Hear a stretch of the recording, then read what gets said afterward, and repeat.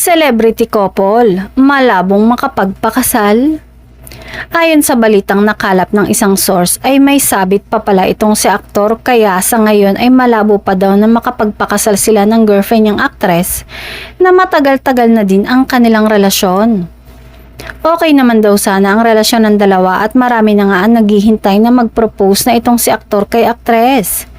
Kitang-kita naman na mahal nila ang isa't isa at obvious na din naman natanggap ng kani-kanilang pamilya kung anong meron sila. Sa ngayon ay medyo private ang kanilang relasyon pero hindi naman nila ito tinatago. Ngunit sadyang may mga chismosang pilit naghahalukay ng kanilang pribadong buhay.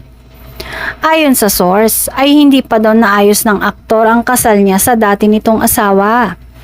Naibahagi na nila na on process na ang kanilang legal separation nung nakaraang taon ngunit walang nabanggit na annulment.